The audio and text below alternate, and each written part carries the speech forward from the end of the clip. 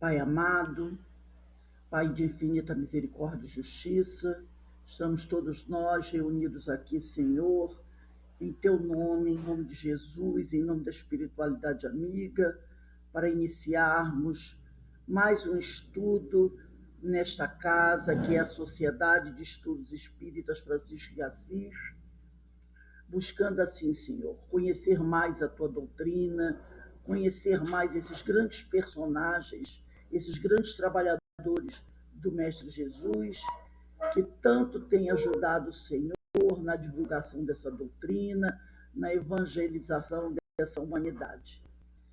Que possamos, Senhor, seguir os exemplos desses irmãos, que possamos nos tornar mais fortes, mais bem preparados, Senhor, para auxiliar o Mestre nessa semeadura. Te rogamos também a Tua bênção, Pai amado, para todos nós, para cada um dos irmãos que aqui se encontram, nossas famílias, nossos lares, nossos amigos e todos aqueles, Senhor, que se encontram em situação de sofrimento, que se encontram desequilibrados, que se encontram em agonia, e aqueles, Pai, que estão retornando da pátria espiritual. Assim como as famílias que sofrem pela dor do seu ente querido, pela partida daquele ente amado. E assim envolvidos por essas energias amorosas que se caem sobre todos nós, que possamos nos sentir mais fortes e mais preparados para engrossar o grupo de trabalhadores de Jesus, ajudando o Mestre nesse trabalho de consolo, esclarecimento e amor. Assim sendo, Pai amado, te agradecemos imensamente tudo que temos recebido e te pedimos amorosamente que nos dê a permissão para iniciarmos os nossos estudos do dia de hoje. Graças a Deus. Bem, meus irmãos, nós estamos aqui nesta Casa Espírita, hoje, dia 8 de maio de 2021, para iniciarmos mais uma aula do estudo sobre as epístolas de Paulo. Enquanto nós não iniciamos o estudo propriamente dito das epístolas, nós estamos analisando um texto que trata sobre o estilo literário de Paulo de Tarso. Através desse texto, nós vamos conhecendo um pouco mais esse espírito, esse grande trabalhador de Jesus. Eu acredito que hoje ou na próxima aula nós devemos encerrar, e aí nós iremos iniciar o estudo do livro propriamente dito. E aí, nesse período, as pessoas vão comprando o livro, né, para poder acompanhar, porque nós vamos poder projetar em slide. Nós vamos trabalhar diretamente do livro. Mas o livro eu acho que é fácil a pessoa comprar e também fácil adquirir, fácil de encontrar. Não é um livro muito caro, não é? Então, no estudo de hoje, eu sempre gosto, antes da gente ir àquele texto, onde a gente vai estudar esse aspecto literário de Paulo, de trazer uma característica desse grande trabalhador de Jesus. E hoje eu trouxe um assunto interessante para a gente conhecer mais um aspecto de Paulo.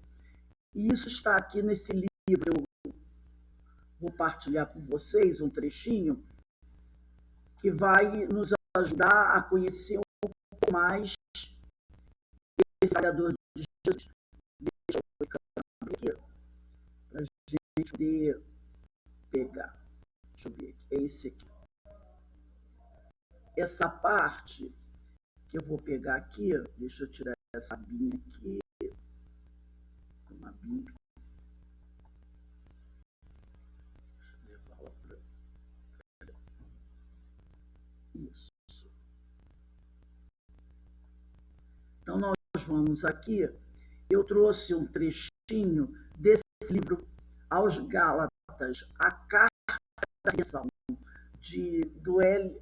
Palhano Júnior, publicado pela La Chatre, tá? Então, esse texto que eu trouxe fala de apostolado. É o apostolado. Então, diz assim: servo de Cristo, apresentou-se Paulo, e o era mesmo servo do Cristo, ele era mesmo. o Testemunho de Atos dos Apóstolos, que é um dos livros que nós vamos encontrar lá no Novo Testamento, e os argumentos das cartas dizem que o apóstolo dos gentios foi realmente o atleta do cristianismo, o soldado do Cristo e o paladino da fé. Paladino é como se fosse um cavaleiro, um herói, né? Tais títulos seria pouco para quem combateu o bom combate e guardou a fé. Então, ele vai falar sobre isso. Né? Depois a gente vai até conversar um pouquinho sobre essa frase de Paulo. Para quem combateu o bom combate e guardou a fé. Está na segunda carta a Timóteo, capítulo 4, versículo 7. Em nome do Cristo. A apologia, né? Nós podemos dizer que apologia é esse discurso, essa defesa apaixonada. A apologia de Paulo na carta aos Gálatas é impressionante. Dizem os estudiosos que essa carta aos Gálatas é uma das cartas mais importantes de Paulo. A apologia à carta aos Gálatas é impressionante. Até o versículo 10, ele preparou o caminho para a sua defesa. Se não relembrar os apóstolos, quem era aquele que lhe havia anunciado o evangelho.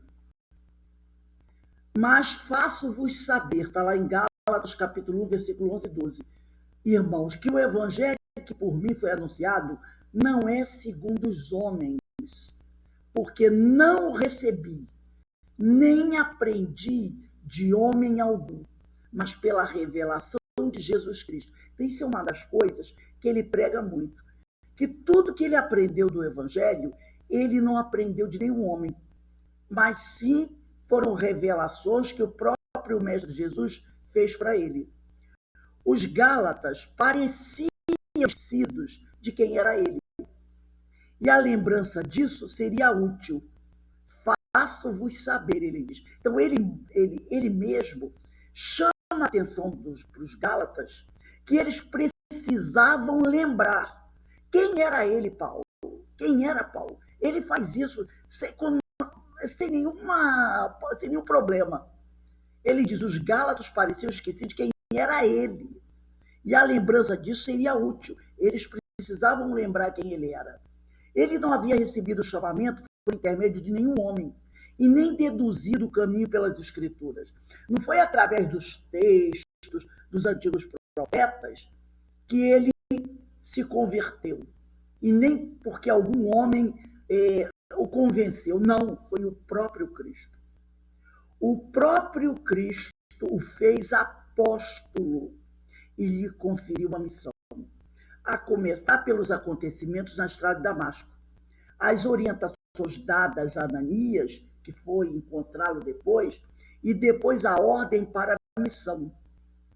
Porque o próprio Jesus, quando vai conversar com Ananias, ele diz para Ananias, apartai-me a Barnabé e a Saulo, para a obra que os tenho chamado. Está lá em Atos capítulo 3, versículo 2. Então, o Jesus disse, eu quero Paulo separado, Paulo e Barnabé, separado dos outros, porque eles têm uma missão para realizar. Então, desde o início, Paulo foi separado, escolhido para uma missão específica, considerado vaso escolhido. Então, isso é uma coisa muito séria. Ele, o mestre, o separou entre todos, os destacou, vamos dizer assim, entre todos os discípulos. E ele ainda não era nenhum convertido, mas o destacou para que ele realizasse uma missão, junto com Barnabé. Não restam dúvidas de que ele foi o artífice da implantação do cristianismo, embora suas palavras tenham sofrido interpretações equivocadas e manipuladas pelos judaizantes dos últimos 20 séculos, porque aqueles que não eram simpáticos a Paulo, até pela sua forma de ser muito intrépida, não gostavam muito dele. Então, podemos dizer assim, adulteraram as suas palavras, né? E não só naquela época, mas até hoje. Até hoje, muitos acusam Paulo de uma série de coisas. Como provaremos, continua aqui, no decorrer desta exegese. Exegese é o seguinte, só para gente. Exegese são comentário visando. Deixa eu abrir aqui. Opa. Comentário visando esclarecer ou interpretar minuciosamente um texto ou uma palavra, né? Então, nos textos de Paulo vai ficar provado de forma bem clara o quanto o trabalho dele era um trabalho especial. Então, quando à luz da doutrina espírita daremos ao público uma nova edição da Epístola de Paulo aos Gálatas, sem nenhum receio de ferir a verdade, mas simplesmente tentando resgatá-la das mãos dos modernos fariseus reencarnados para transtornar o Evangelho Redentor. E isso é uma denúncia verdadeira. Então, nós vamos encontrar aqueles que não eram simpáticos a Paulo, buscando adulterar seus textos, para que as pessoas tivessem um certo distanciamento dele. Mas, na realidade, os textos de Paulo nos chamam para a verdade. Basta saber lê-los e interpretá-los. Porque já ouvistes qual foi antigamente a minha conduta no judaísmo, como sobremaneira perseguia a igreja de Deus e assolava. Essa reafirmação de Paulo serviu para demonstrar que ele era dedicado fariseu. E ele nunca escondeu isso.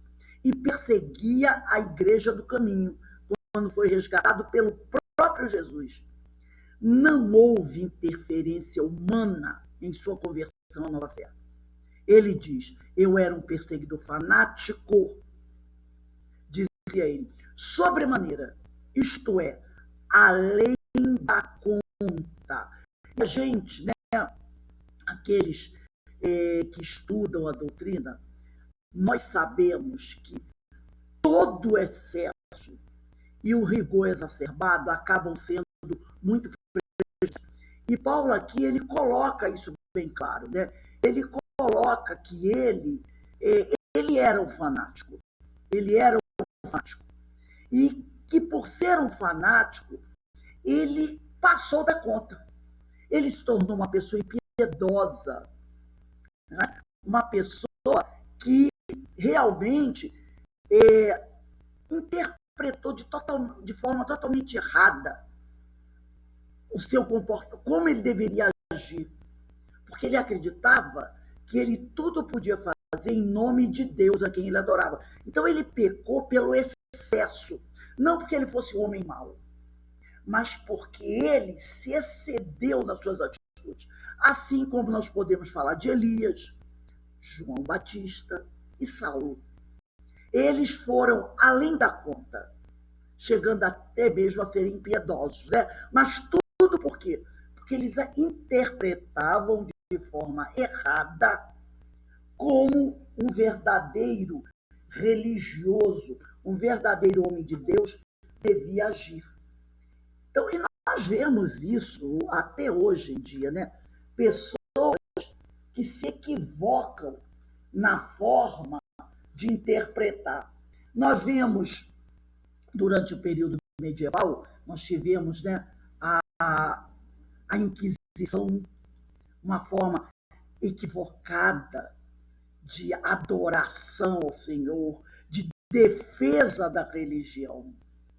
Então ele diz aí, e na minha nação eu também excedi em judaísmo a muitos da minha idade. Então ele era extremamente fanático, sendo extremamente zeloso das tradições de meu país. Muito preocupado com a forma, né? Paulo possuía invejável inteligência, considerado rabino muito cedo, poliglota e aceito como discípulo por Gamaliel. moço ainda, liderava e era considerado o melhor e o mais promissor jovem para conduzir a causa judaica.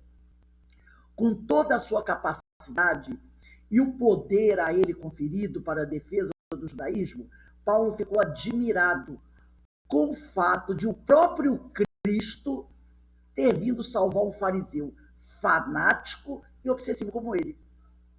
Ele ficou admirado como é que o próprio mestre pode ter vindo me procurar pessoalmente. Eu era extremamente fanático e obsessivo, que inclusive tinha perspectivas brilhantes pela frente da liderança religiosa de seu povo. Ele era uma esperança para o povo judeu, ser um grande líder. Contudo, Paulo reconheceu, que era extremamente zeloso para com as coisas sagradas pela tradição da família. Ele não se curvaria facilmente a uma conversão simples. Seria necessária uma ocorrência sobre-humana para livrá-lo de seus conceitos mosaicos e da sua concepção de fé abraçada de berço. Então, para poder converter Paulo, para fazer com que Paulo mudasse o seu modo de pensar, nenhum homem encarnado conseguiria. Somente uma ocorrência sobre-humana, que foi Jesus aparecendo para ele. Então, lá em Gálatas, capítulo versículo 15 e 16, está escrito assim: mas quando aprouve a Deus, que desde o ventre de minha mãe me separou e me chamou pela sua graça, revelar seu Filho em mim, para que o pregasse entre os gentios, não consultei a carne nem o sangue. Então, quando ele percebe que ele é um escolhido, ele apenas passa a obedecer às revelações que vem do alto. Nenhum homem o fará mudar de ideia, o fará alterar a sua tarefa em nenhum centímetro. Se consultarmos os profetas, veremos que Paulo, de modo inspirado, comparou-se a eles, não por vaidade, porque muitas pessoas poderão achar que é vaidade, mas por definição daquilo tudo que ocorria com ele, inclusive os prodígios admiráveis que ele produzia em nome de Cristo. Vejamos em Isaías, capítulo 49, versículo 1 a 5, cuja profecia descreve Paulo e sua missão. A gente vai perceber que a missão do próprio Paulo, ela já é anunciada pelos profetas, como foi a de João Batista e como foi a vinda de Jesus. Diz assim no livro de Isaías: ouvi-me, ilhas, e escutai vós, povos de longe. O Senhor me chamou desde o ventre. Isso é Elias profetizando sobre Paulo. Porque os profetas, eles tinham essa clarividência, eles viam o que ia acontecer no futuro, eles viam esses espíritos que iam trabalhar para o mestre séculos depois, e eles descreviam, fazendo uma anunciação. Então ele fala, Isaías fala, e logicamente é o Senhor falando através de Isaías. Ouvi-me, ilhas, escutai vós, povos de longe.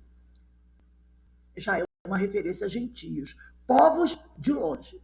O Senhor me chamou desde o ventre, desde as entranhas de minha mãe, fez menção do meu nome, e fez a minha boca como uma espada aguda, com a sombra da sua mão me cobriu. E me pôs uma flecha, que é flecha, tá? Uma flecha limpa, e me escondeu na aljava. A aljava era um coldre, ou um estojo sem tampa, em que se guardava e transportava as setas, e era carregado nas costas, pendente do ombro. Normalmente o guerreiro carregava esse saco nas costas com as setas, né? E ele diz aqui: fez a minha boca como uma espada aguda, com a sombra da sua mão me cobriu, e me pôs como uma flecha limpa, e me escondeu na sua aljava. E me disse: tu és meu servo, Israel, aquele por quem hei de ser glorificado. Mas eu disse, debalde, quer dizer, em vão tenho trabalhado, inútil e vãmente, gastei as minhas forças. Todavia, o meu direito está perante o Senhor, e o meu galardão perante o meu Deus. E agora, diz o Senhor, que me formou desde o ventre para seu servo, que lhe torne a trazer Jacó. Mas Israel não se deixou ajuntar. Contudo, aos olhos do Senhor serei glorificado, e o meu Deus será a minha força. Então, você ao ler isso, você percebe características de Paulo, quando ele diz, e fez a minha boca como uma espada aguda, a forma dele falar, né? A forma como ele falava, contundente. Quando ele diz que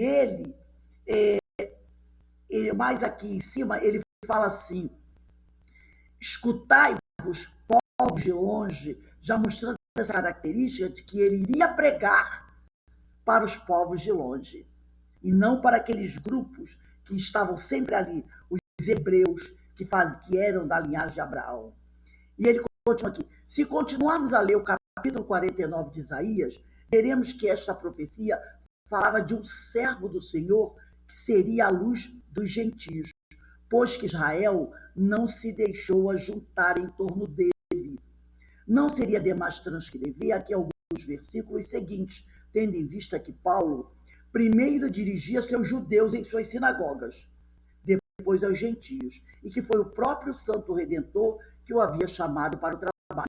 Então eu trouxe aqui um pedacinho também, que está lá em Isaías 49, capítulo 49, versículo de 8 a 12, que diz assim,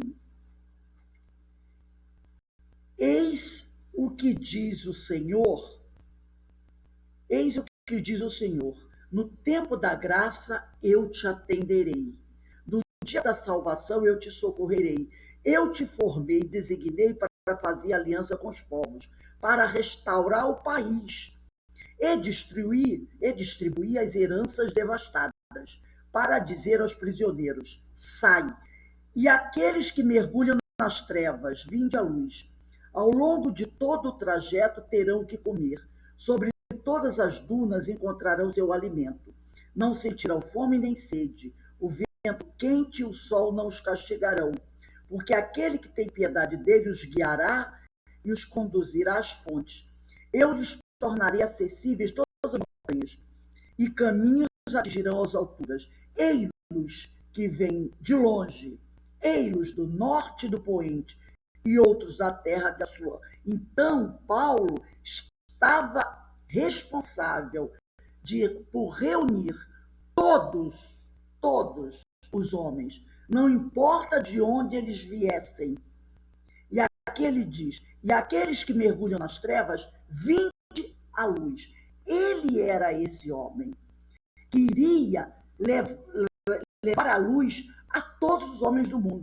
Não importa se eles eram judeus ou se eles eram estrangeiros. A ordem do Senhor era levar a luz a todos os homens. Isso vai trazer um problema muito sério, até mesmo para Jesus. Até mesmo para Jesus. Porque eles não aceitavam que ninguém que fosse estrangeiro fosse considerado como igual. O judeu, ele tinha esse preconceito terrível. Ele não aceitava. Então, quando Paulo chega e começa a pregar para os gentios, ele foi logo considerado, além, é claro, pela história dele, uma persona não grata, né? E continuando aqui no livro de Isaías, diz assim, disse mais, pouco é que sejas o meu servo, para restaurares as tribos de Jacó, e tornares a trazer os guardados de Israel. Também te dei para a luz dos gentios, para seres a minha salvação até a extremidade da terra. Assim diz o Senhor, o Redentor de Israel, o seu santo, a alma desprezada, ao que as nações abominam. Os reis o verão e se levantarão, os príncipes diante de ti se inclinarão, por amor do Senhor, que é fiel, e do santo de Israel, que te escolheu. Então, isso marca bem quem era Paulo de Tarso.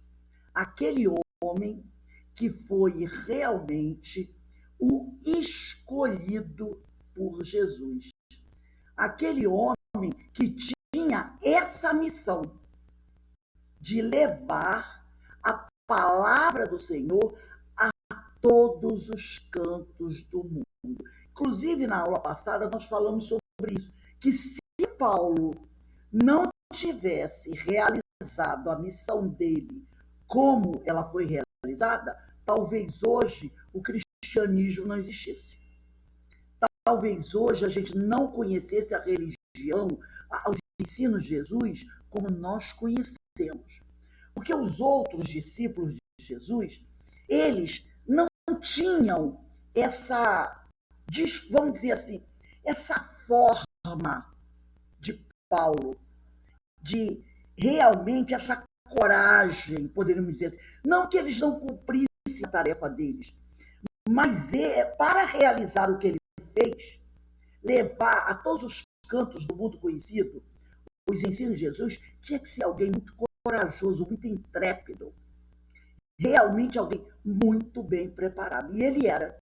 E ele era tão bem preparado que 800 anos antes dele nascer, ele já era anunciado.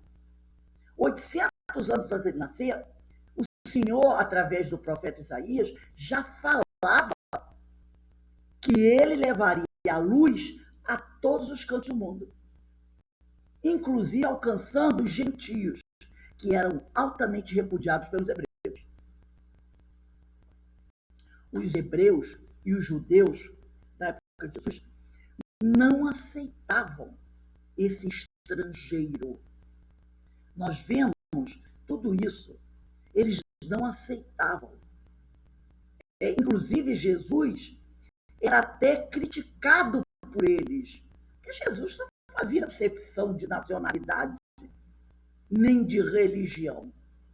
Aquele que estivesse interessado em conhecer seus ensinamentos, ele passava tranquilamente. Mas os próprios discípulos de Jesus não conseguiam ver isso com clareza. Eles não conseguiam. Por isso, Pedro vai ter aquele problema todo com Paulo, porque ele vai fazer questão, assim como Tiago, que para que você pudesse ser considerado um discípulo de Jesus, você tinha que seguir todos aqueles dogmas, passar pela circuncisão, participar de todas aquelas cerimônias. Paulo diz que não precisa nada disso. Não precisa de nada disso. São coisas exteriores. Então ele é colocado como aquele que vai ser o grande evangelizador dos gentios. Mas isso já era anunciado 800 anos antes. E para nós, hoje, falar sobre isso, pode ser assim, achar que é uma besteira, bobagem. O que tem levar a palavra ao estrangeiro, aquele que não professava a religião judaica? Mas para o judeu daquela época, era uma coisa muito séria. Muito séria mesmo. Se você não fosse um judeu. E você quer ver uma coisa? Hoje, né, ainda existe um certo preconceito. Porque entre os judeus ainda é considerado judeu verdadeiro aquele que nasce de um ventre judeu. A Eloá, ela tem a família judaica, a família faz parte, né, da família judaica, ela sabe o que eu estou falando. Como eles são fechados. Então, o judeu verdadeiro é o que nasce de um ventre judeu. Ventre judeu. Um judeu que casa com uma mulher não judia, ou uma judia que casa com um homem não judeu, é uma coisa muito séria. É uma coisa muito séria. E nós estamos no século XXI. Imagina isso na época de Jesus. Então, um homem tomar essa missão de levar aos gentios, que eram considerados quase como porcos para o judeu, a palavra de Jesus, nossa, era uma ousadia terrível. Era uma ousadia terrível. E Durante a vida dele, ele foi muito criticado e pouco aceito. Para ele ser aceito até pelos próprios discípulos de Jesus, levaram anos, quanto mais por o restante do povo. A sua família, então, considerou zero. Agora, com o passar dos anos, com o passar dos séculos, ainda existiram aqueles grupos, até hoje, que tentam desvirtuar o Evangelho, as cartas de Paulo, dizendo que ele era um preconceituoso, que a posição da mulher até hoje é uma posição inferior do homem por causa de Paulo. São os, como ele diz assim, os judaizantes que não aceitam Paulo até hoje, não compreendem Paulo até hoje. Então, até hoje, ele carrega esse estigma de ter sido não só um perseguidor, mas alguém que extrapolou, levando toda essa coisa sagrada que deveria pertencer apenas aos judeus, aos cristãos convertidos, que é a palavra do Senhor, e que ele vulgarizou, o que não é aceito por esses mais radicais. Então, eu trouxe esse texto para a gente ver a força desse homem, do trabalho desse homem, né? E como ele era investido desse poder, dado pelo próprio Senhor. Pode falar, Cícero. Eu não entendi, você falou em relação a Paulo sobre a mulher, isso eu não entendi. Muitos dizem que ele era preconceituoso em relação à mulher, que em algumas cartas você vai ter uma expressão assim, que Paulo dizia que a mulher tinha que caminhar atrás do marido, esse tipo de coisa. Só que eram práticas daquela época. Não é do judaísmo isso? Sim, mas Paulo não era um judeu? Sim, mas aí eu digo que não é uma reminiscência do judaísmo que Paulo tinha? Não, porque na época, era da lei isso. Você não vai encontrar nem Jesus falando para todos sobre a liberdade da mulher, nem sobre feminismo. Porque eram práticas culturais da época. Naquela época, isso não é só naquela época, né, gente? Até o início do século XX, qual era a posição da mulher na família? Não era uma... Então, mas o Paulo, ele pregava isso mais do que o judaísmo? Ele falava isso como todos os homens falavam.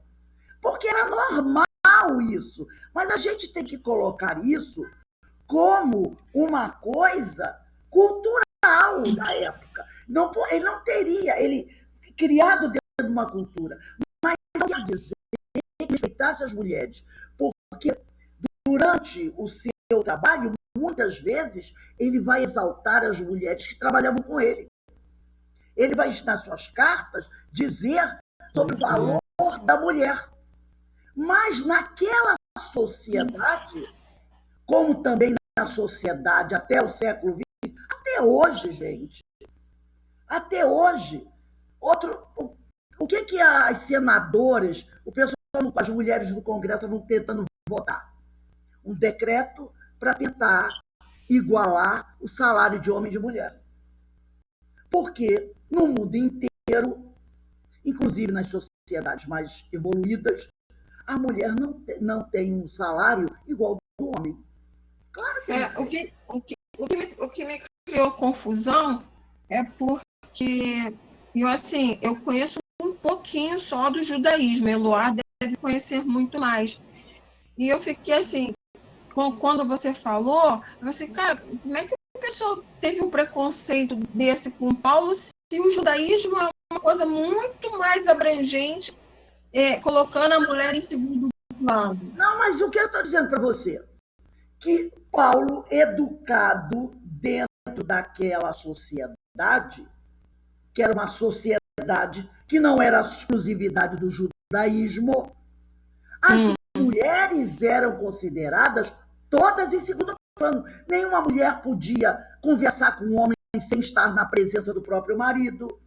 Hoje, nas sinagogas ainda, a mulher tem tem que ficar num lugar separado do homem. Então, muitas vezes, Paulo, quando escrevia ou comentava alguma coisa, ele tocava nesses assuntos com aquela cultura daquela época.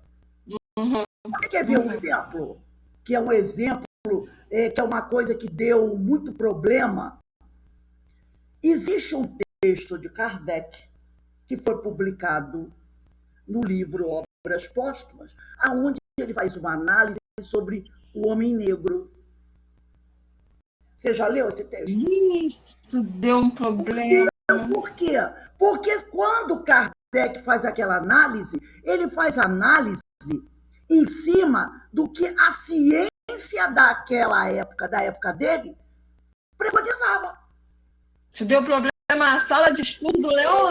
Mas as pessoas, elas têm que entender, não é que ele fosse preconceituoso, mas a ciência da época de Kardec dizia aquilo. Como ele era um homem de ciência, ele concordava com a ciência. Era a ciência da época que dizia assim. E ele seguia a ciência. A cultura daquela época via a mulher dessa maneira. Paulo era um homem judeu que foi educado dentro daquela cultura. Ele e todos os outros acreditavam nisso.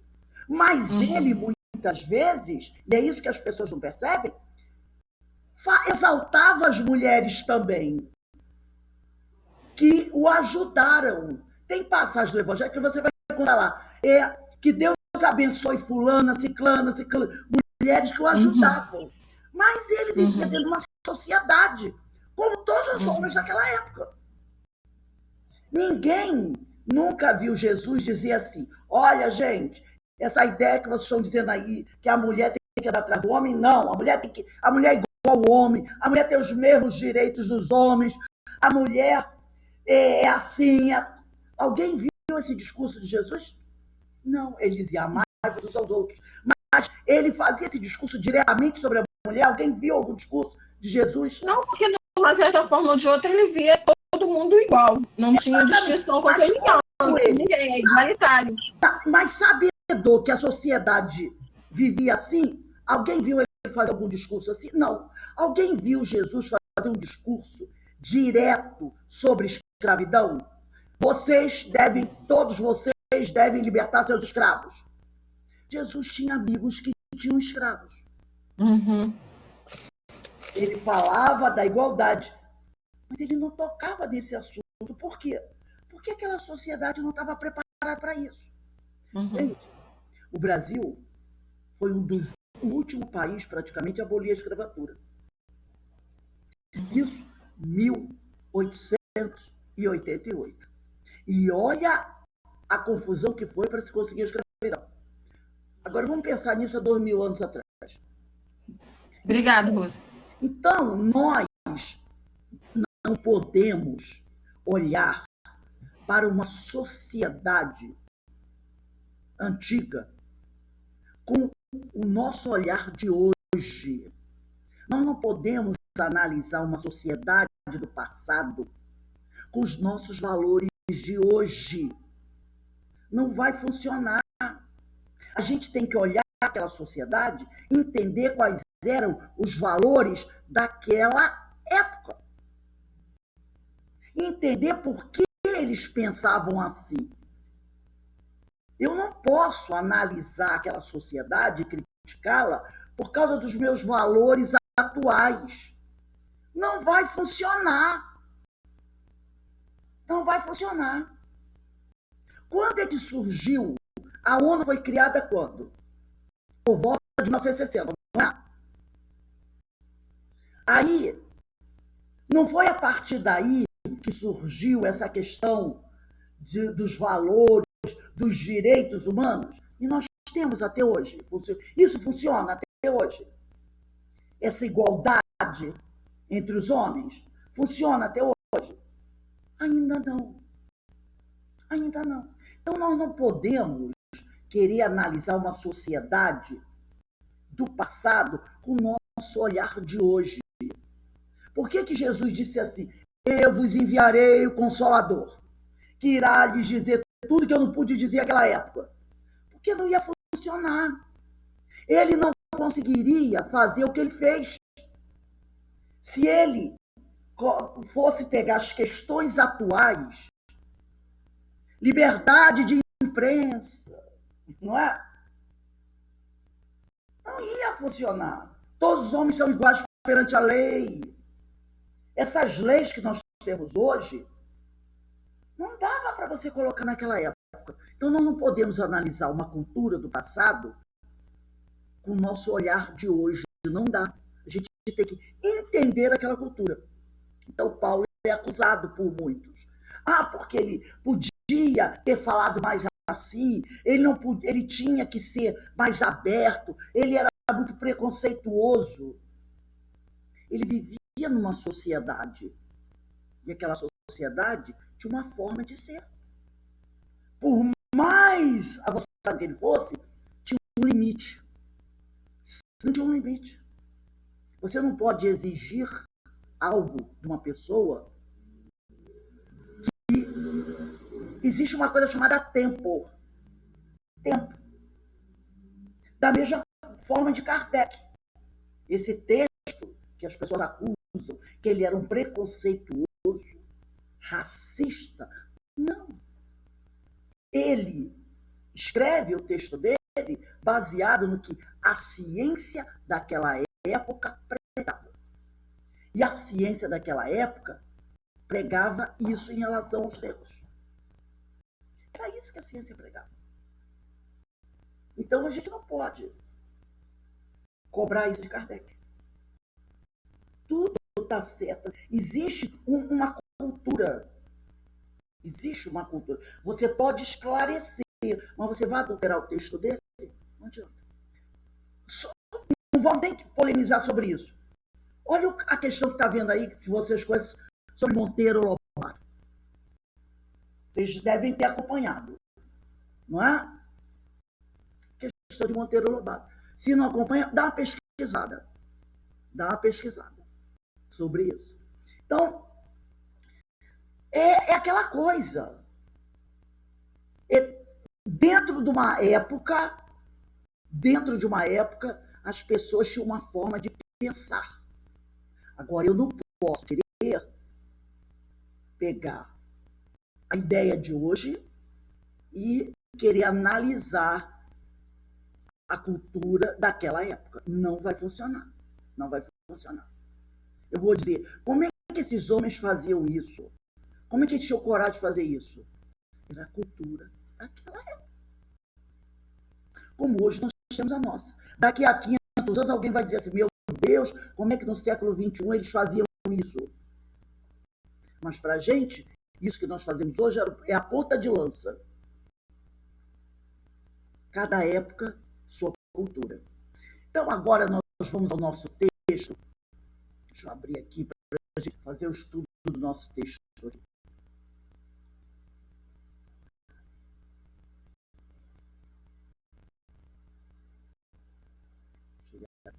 Que às vezes demorar, eu tenho que fechar isso aqui. Fechar aqui atual.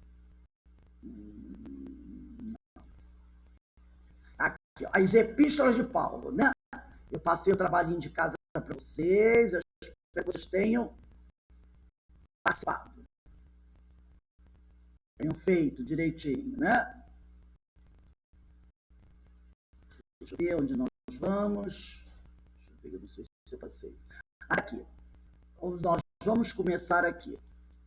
É o parágrafo 7º. Houve quem apontasse como causa destes fenômenos místicos um temperamento exaltado e doentio. Isso é uma outra coisa que falam de Paulo, porque Paulo recebia muitas revelações. O próprio Cristo, os amigos espirituais, conversavam muito com Paulo.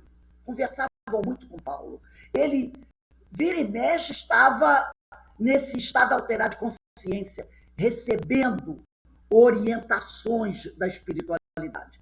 E muita gente dizia que esses fenômenos místicos era característica de um temperamento exaltado que ele tinha e doentio. Nada é menos fundado. A doença que o deteve na Galácia, e ele esteve doente, nós vamos ver isso lá na Carta aos Gálatas, capítulo 4, versículo 13 e 16, que vai tratar sobre essa questão dessa doença dele, né? Diz assim: estás lembrados de como eu estava doente quando pela primeira vez vos preguei o evangelho, e fui para vós uma provação por causa do meu corpo. Era o espinho da carne que ele tinha, né? Ele tinha alguns problemas de saúde. Mas nem por isto me desprezaste nem rejeitaste. Antes me acolhestes como enviado de Deus, como Cristo Jesus. Onde está agora aquele vosso entusiasmo? Asseguro-vos que, se possível fora, teríeis arrancado os vossos olhos para me dar. Tornei-me acaso vosso inimigo, porque vos disse a verdade? Ele está falando sobre a forma como o pessoal da Galácia mudou de opinião em relação a ele. Quando ele lá esteve a primeira vez pregando o evangelho, ele estava doente, eles fizeram de tudo para ajudá-lo. Agora, eles mudaram. Já começam a acusá-lo, já começam a querer desvirtuar tudo aquilo que ele ensinou, né?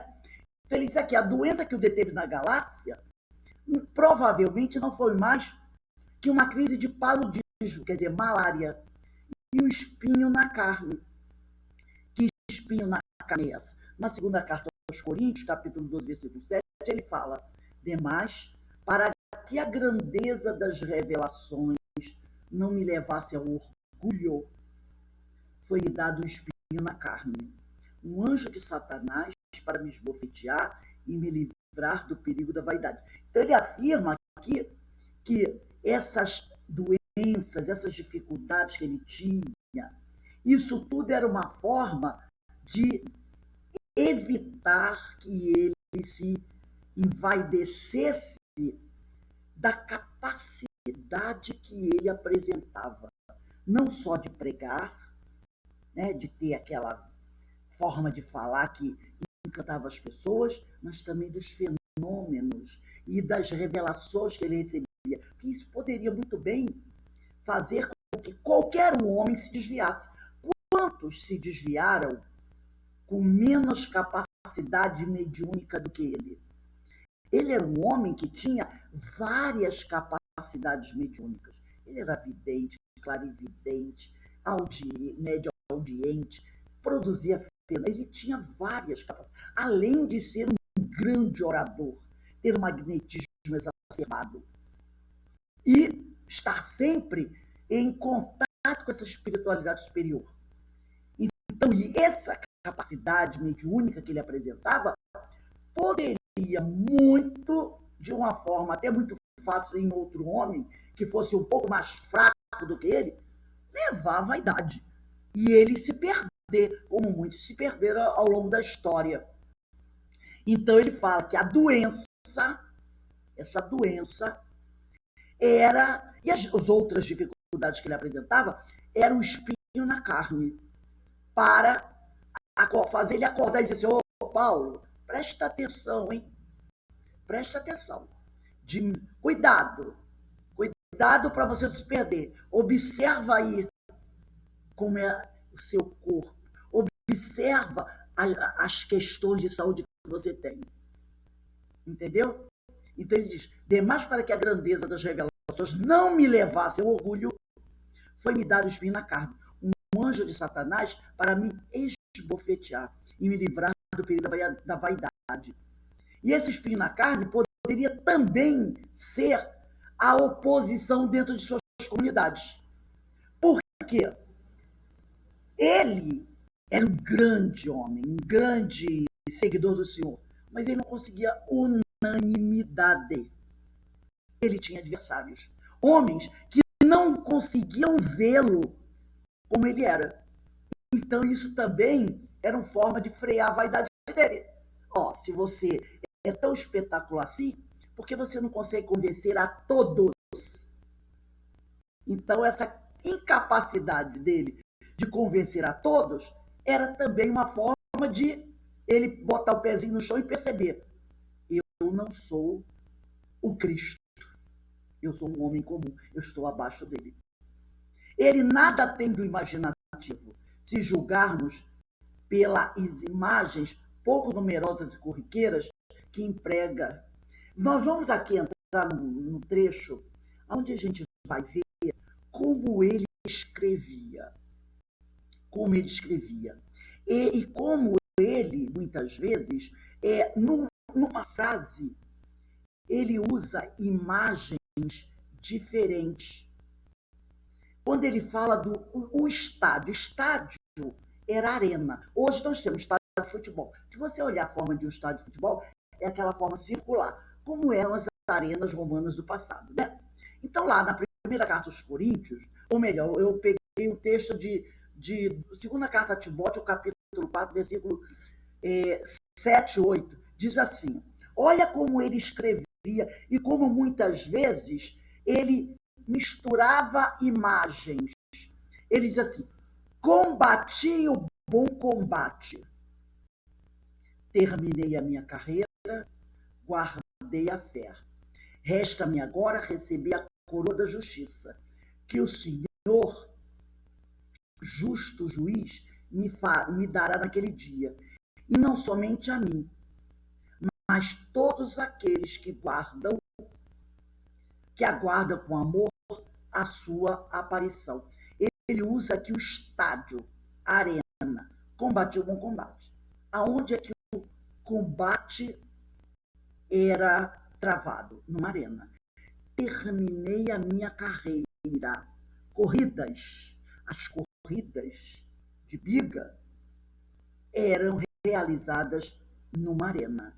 Guardei a fé. Resta-me agora receber a coroa da justiça.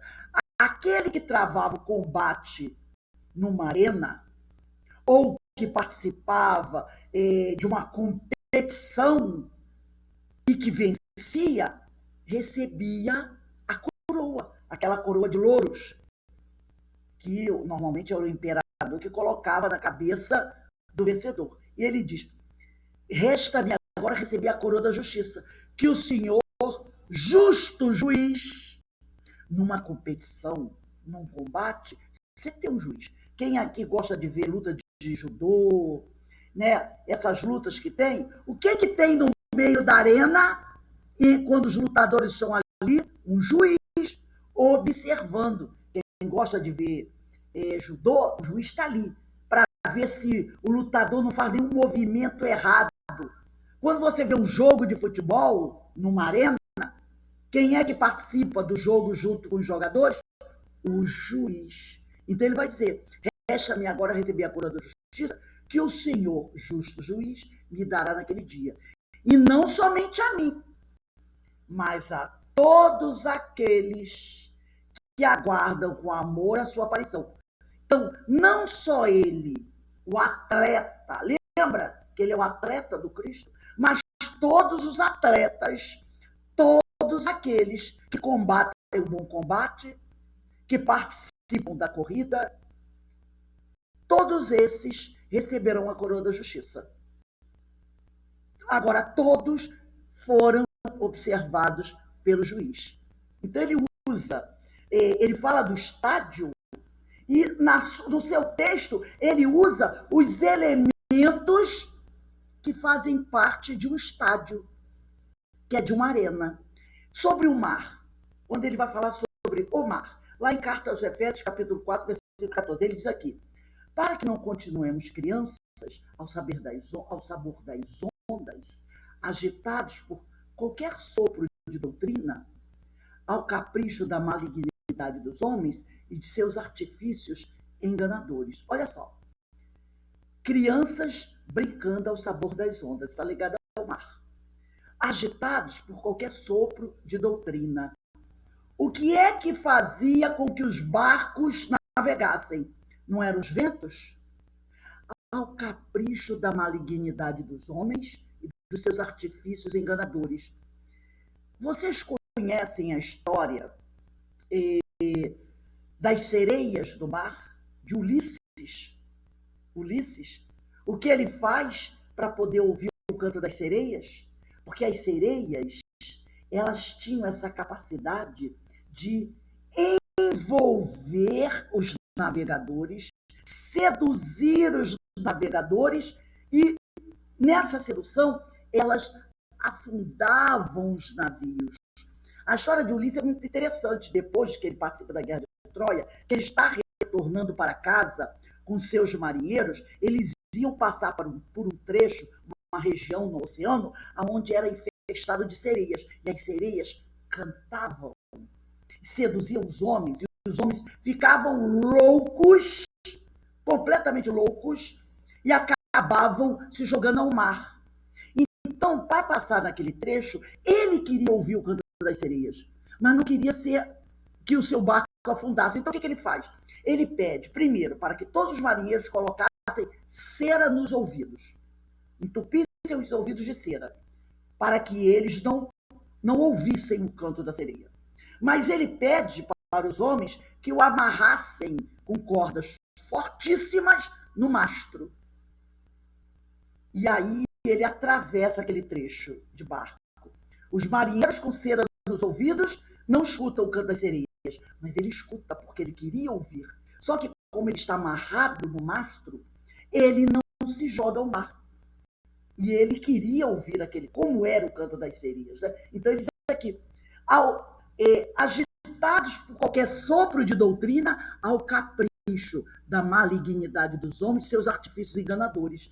Então, o canto, né? A gente não fala sobre isso? O canto da sereia acaba seduzindo os homens e levando-os à desgraça.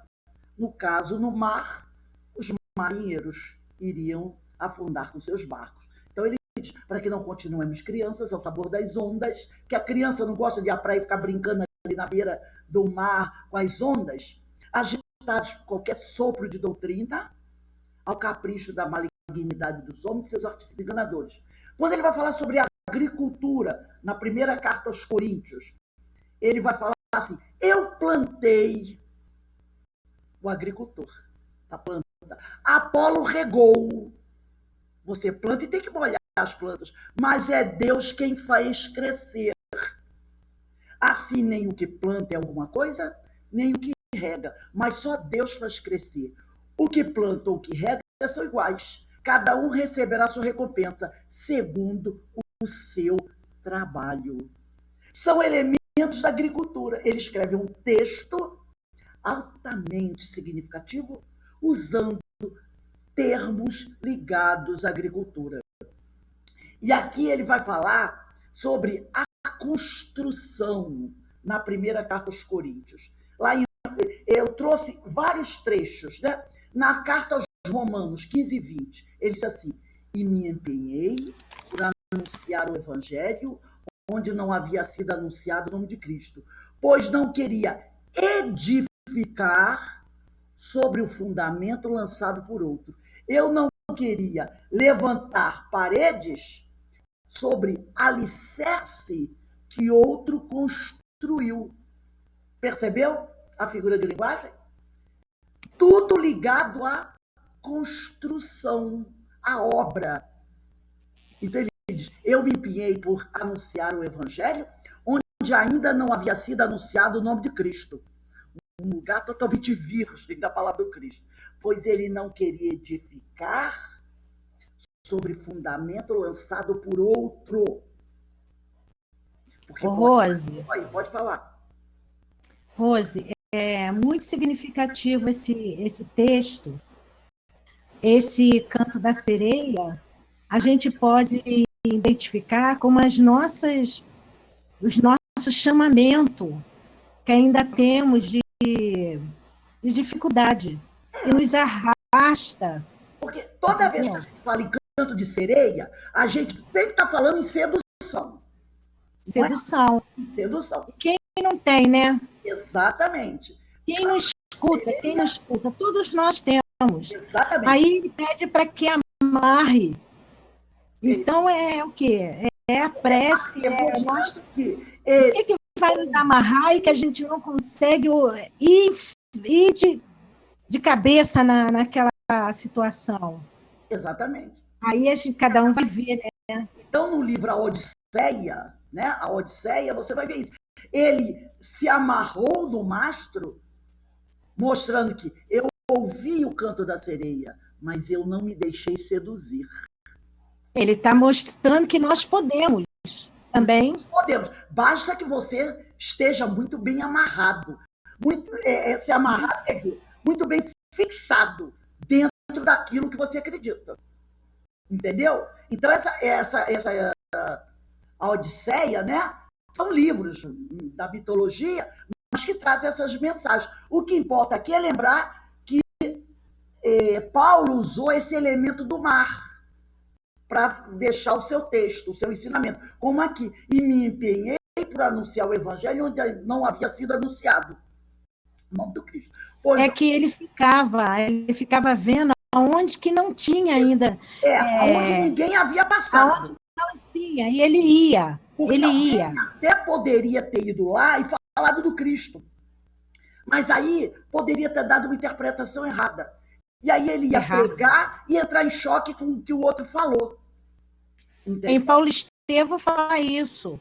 E ele ficava com eu acho que é Barnabé, perguntando Barnabé, onde que nós vamos agora? E eles ficavam meditando para saber onde que ia. Exatamente. Entendeu? E lá na carta aos Efésios, ele continua citando o texto usando esses elementos de construção de obra. Ele diz, edificados sobre o fundamento dos apóstolos e profetas, tendo por pedra angular o próprio Cristo Jesus, é nele que todo edifício harmonicamente disposto se levanta, até formar um templo santo do Senhor. É nele que também vós outros entrais conjuntamente, pelo Espírito, na estrutura do edifício que se torna a habitação de Deus. Percebeu o texto dele? Ele usa, nesse texto, várias palavras referentes, colocando a questão obra, construção. Vocês já tinham percebido isso nos textos de Paulo? Então, ele, como a obra, as construções naquela época, eram coisas muito ligadas ao povo, como nós falamos, o mar, grande parte deles ali eram pescadores ou navegantes. O mar era um elemento muito forte na cultura hebraica. A agricultura também era outro elemento muito forte.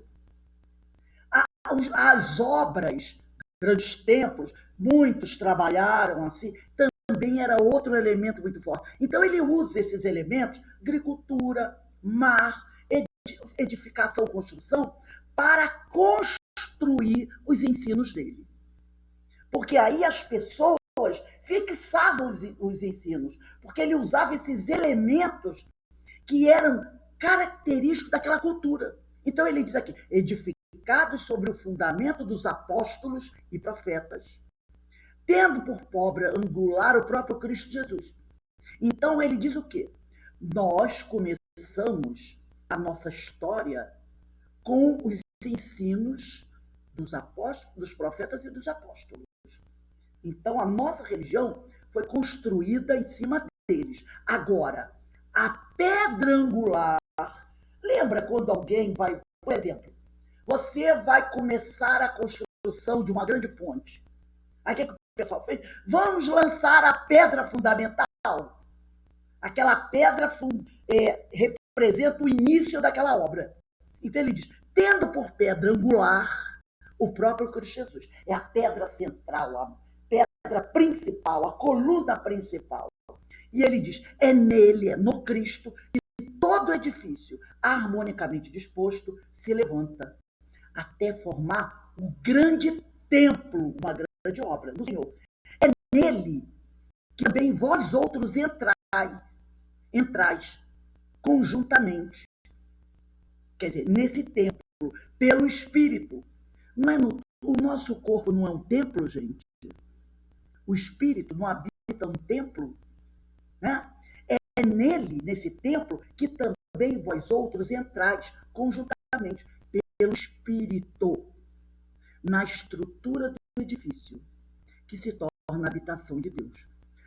2 templos, e às vezes ele gostava também, não só de escrever toda uma frase com um tema só, mas ele gostava também de pegar um parágrafo e misturar dentro desse parágrafo temas diferentes. Quer ver? Por exemplo, na primeira carta aos Coríntios, capítulo 3, versículo 9, está em vermelho, é o texto vermelho, diz assim: nós somos operários com Deus, falando de construção. Vós, o campo de Deus, falando de agricultura. O edifício de Deus. Então, ele misturou construção e agricultura aqui. Nós somos operários e edifício. É construção. Vós, o campo de Deus, agricultura. E em Colossenses, capítulo 2, versículo 7, ele diz: enraizados e edificados nele. Enraizados, agricultura, a planta, a árvore, e edificados, construção. Enraizados e edificados nele, inabaláveis na fé. Agora ele já pega o quê? A religião, a força, em que fostes instruídos. Já colocou aqui o tema educação.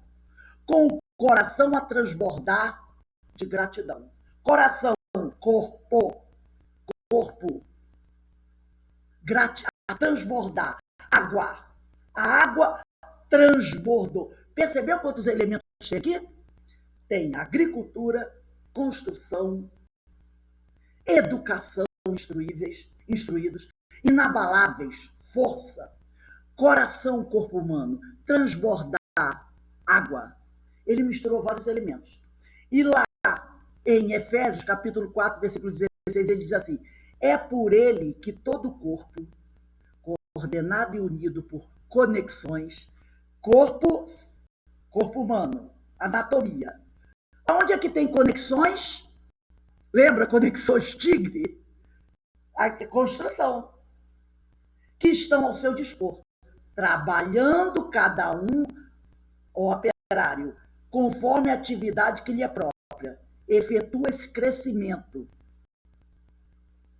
visando a sua plena edificação na caridade. Então, aqui ele também colocou anatomia, obra, construção, as conexões, né? Trabalhando cada um conforme a atividade que lhe é própria, efetua esse crescimento, voltando ao corpo humano, visando a sua plena edificação.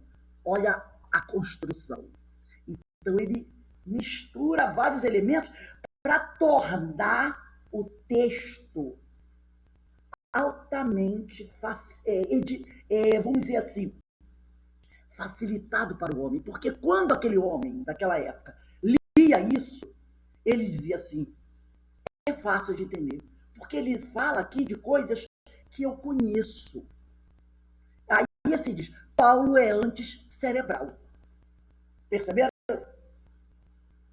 Então, ele usa todos esses elementos.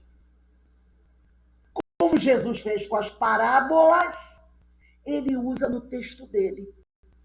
Porque ao colocar isso, o homem entende o que são conexões, né? É por ele que todo o corpo, coordenado e unido por conexões. E quando a gente pensa numa conexão, a gente pensa o quê? Aí vem o cano, tem o joelho, não é? São conexões que vão ligando as coisas. E ele diz: conexões que estão ao seu dispor, trabalhando cada um conforme a atividade que lhe é própria.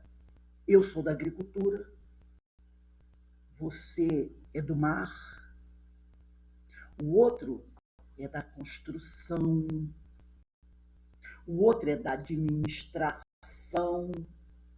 Percebeu? Trabalhando cada um conforme a atividade que lhe é própria. Efetua esse crescimento. Todos irão crescer, trabalhando cada um na sua atividade, coordenado e unido por conexões que estão ao seu dispor. E assim cada um cresce. E qual o objetivo de crescer? Visando a sua plena edificação. Você está fazendo uma construção na caridade. Então, Paulo é anticerebral. Nele se une a um coração ardente a inteligência lúcida, lógica, exigente, preocupada em expor a fé segundo as necessidades dos ouvintes.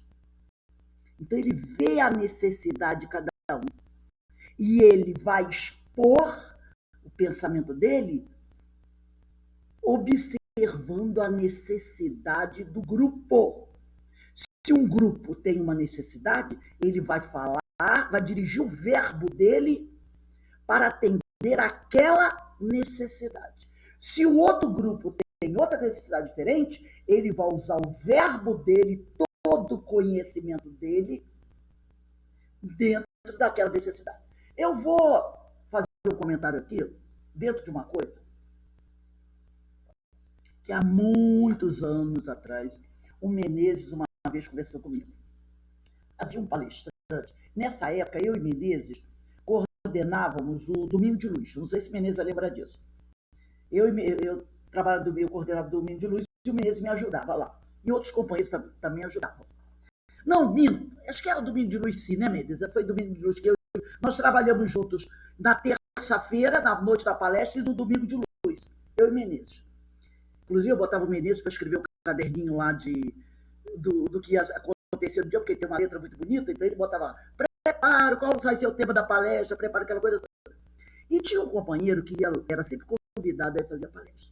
Era um companheiro muito intelectualizado, inclusive, e ele falava um esperanto espetacular. E o Domingo de Luz, normalmente, a nossa plateia era uma plateia mais simples, uma plateia que não tinha assim, um grande conhecimento intelectual. E esse companheiro, quando ia fazer a palestra lá, ele chegava usando um vocabulário muito... Ele fazia palestras maravilhosas, mas o vocabulário dele era muito intelectualizado. Sabe, aquele vocabulário difícil, né? Ao nível que ele conhecia. E uma vez o Menezes chegou para mim e disse assim, Rose, eu sinto aqui uma dificuldade, eu vejo aqui a dificuldade de alguns companheiros que estão no salão assistindo a palestra.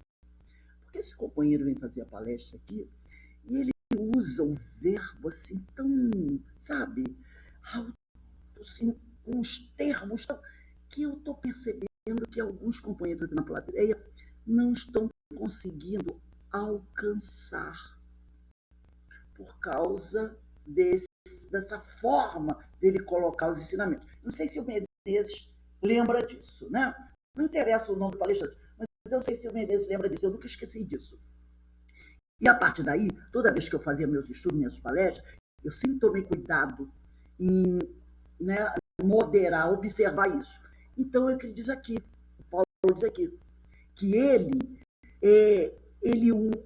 une o coração ardente de inteligência, lúcida, lógica, exemplo, preocupada em expor a fé segundo as necessidades dos ouvintes.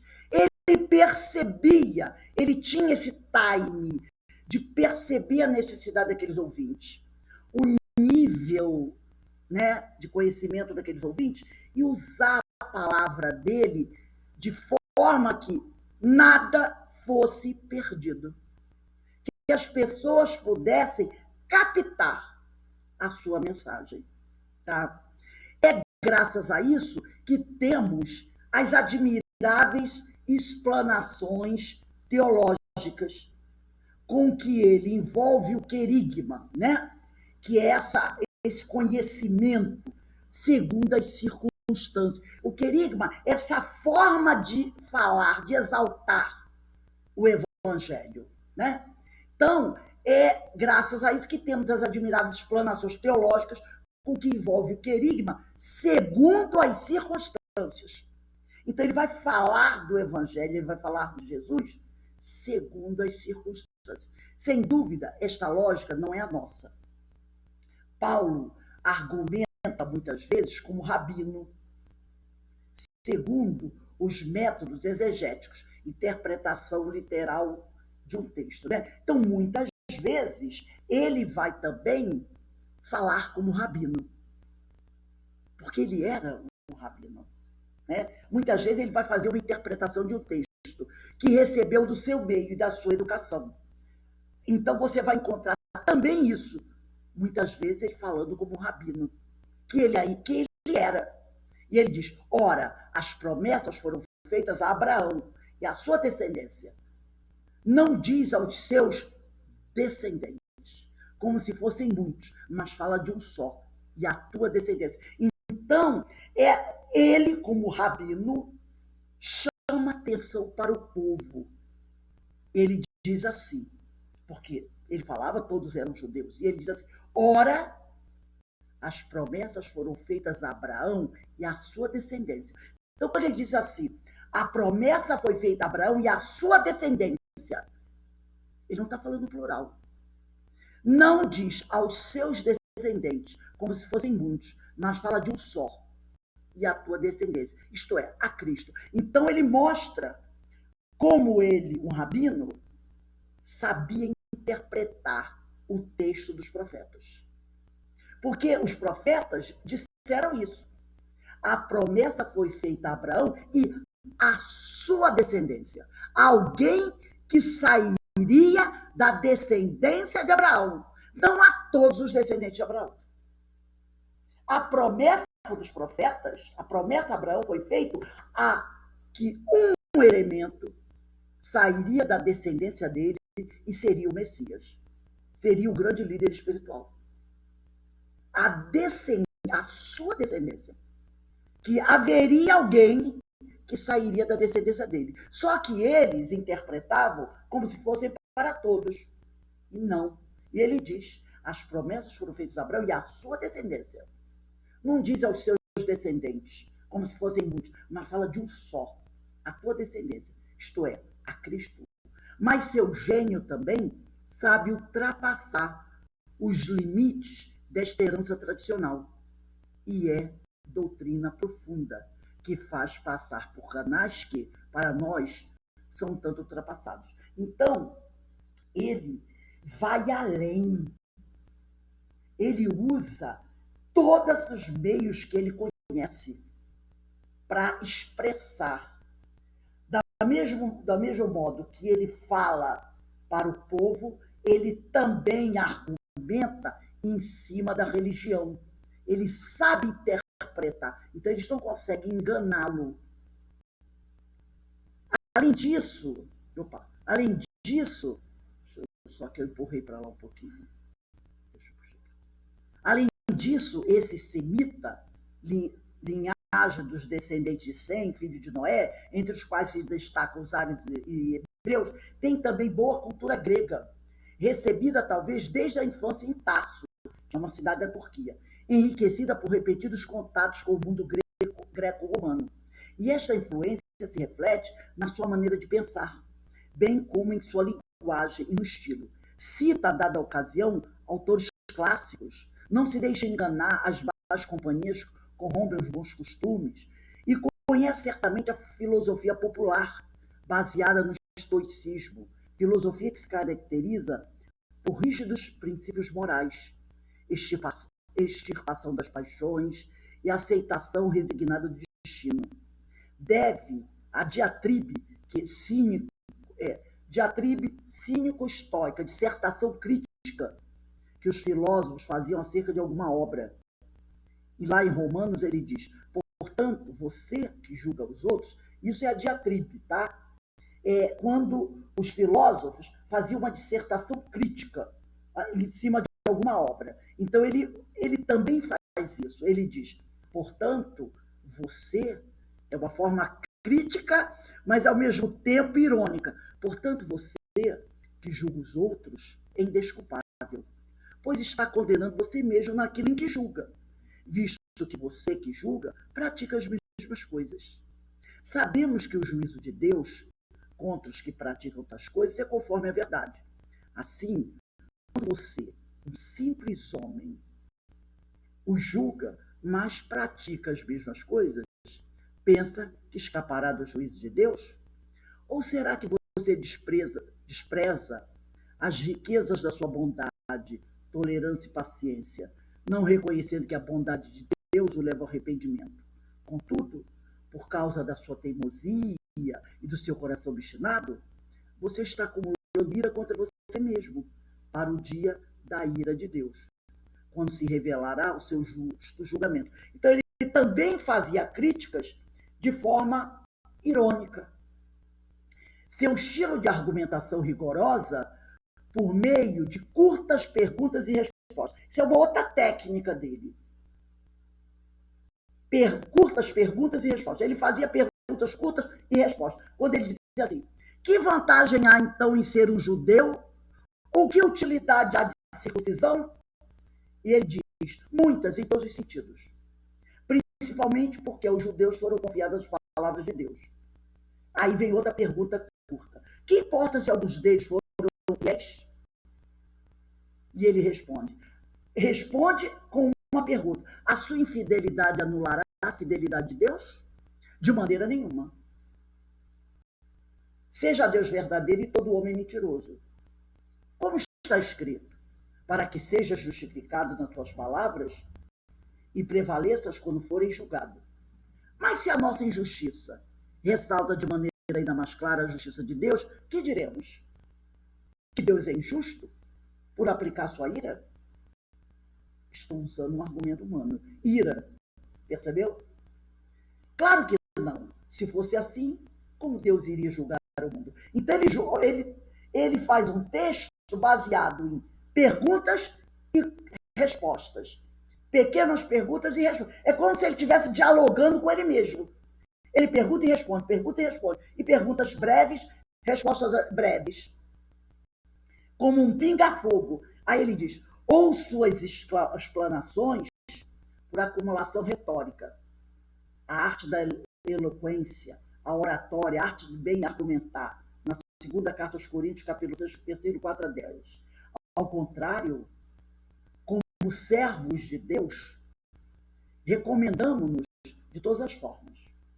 Em muita perseverança, em sofrimentos, privações e tristezas, em açoites, prisões e tumultos, em trabalhos árduos, noites sem dormir e jejuns em pureza, conhecimento, paciência e bondade, no Espírito Santo e no amor sincero.